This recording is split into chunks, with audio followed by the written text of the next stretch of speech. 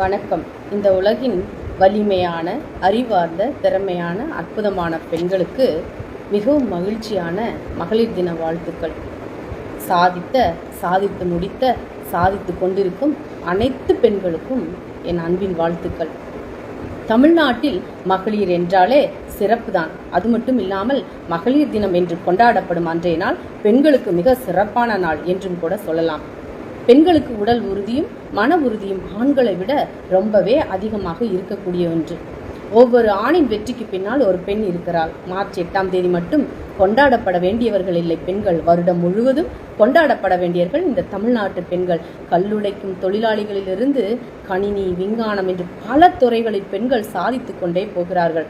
ஆணாதிக்க சமுதாயத்திலிருந்து பெண்களுக்காக போராடி வென்றெடுத்த நாள் என்றே சொல்லலாம். கல்பனா சாவ்லா இந்தியாவில் பிறந்து விண்வெளிக்கு முதலில் பயணித்தவர் நம் நாட்டின் சாதனை பெண் கல்பனா சாவ்லா.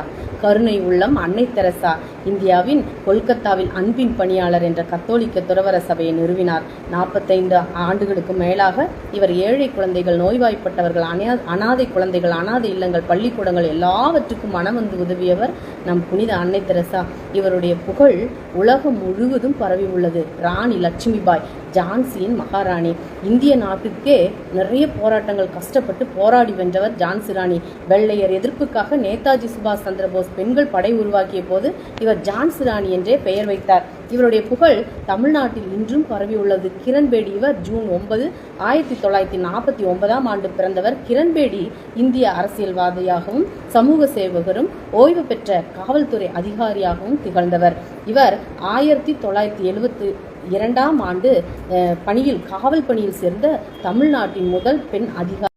டென்னிஸ் விளையாட்டு வீராங்கனை இவர் நவம்பர் 15, 1986ஆம் ஆண்டு மும்பையில் பிறந்தவர். தமிழ்நாட்டின் டென்னிஸ் விளையாட்டு வீராங்கனை என்று புகழ்மிக்க பலரால் அழைக்கப்பட்டவர். இவர் 2003ஆம் ஆண்டு முதல் 2013ஆம் ஆண்டு வரை மகளிர் டென்னிஸ் சங்கத்தால் இந்தியாவின் முன்னணி டென்னிஸ் வீராங்கனை என அழைக்கப்பட்டவர். பின் 2004ஆம் ஆண்டு அவருக்கு இந்திய அரசால் அர்ஜுனா பட்டது. இவர் பெண்களின் இரட்டையர் பிரிவில் முதலிடம் பெற்றவர்.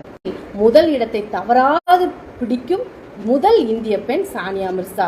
பிறப்பதும் ஒரு இடம், இறப்பதும் ஒரு இடம், இடைப்பட்ட வாழ்வும் மற்றவருக்காகத்தான் உருகி மறைந்துவிடும் என தெரிந்தும் தன்னை சார்ந்தவர்களின் வாழ்வில் ஒளியேற்றுகின்ற மெழுகுவர்த்தி வாழ்க்கை பெண்ணுடையது. கர்வம் கொள்ளுகிறேன் பெண்ணாய் பிறந்ததுக்கு, உன் மனதுக்கு சரி என்று உணர்வதை வெளிக்கொள்ள தடையாய் எது வந்தாலும் அதை உடைத்தெறி வீரப்பெண்ணே.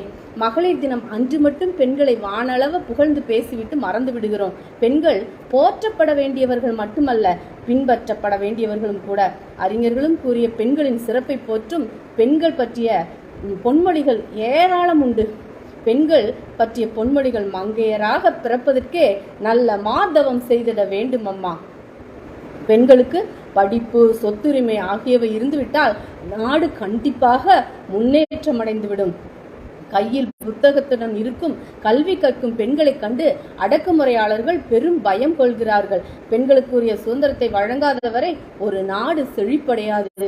ஒரு விஷயத்தை சொல்லி முடிக்க ஆண்களை கேளுங்கள், செய்து முடிக்க பெண்களை கேளுங்கள். பெண் மனம் அறிவு பெறுவதை பொறுத்தே மனித சமுதாய அறிவும் வளர்ச்சி பெறுகிறது. பெண்ணுரிமை இல்லாத நாடு காற்றில்லாத வீடு. பெண்களின் எழுச்சியன்றி மாபெரும் சமூக மாற்றங்கள் சாத்தியமே இல்லை. பெண்கள் எந்த நிலையில் வைக்கப்பட்டிருக்கிறார்கள் என்பதை கொண்டே சமூக முன்னேற்றத்தை நாம் அளவிட முடியும். அறிவின் தாயகமாய் அருள் நிறைந்த உள்ளமாய் இருப்பவள் பெண். பெண்களை போற்றுவோம், பெண்களை வாழ்த்துவோம். நன்றி.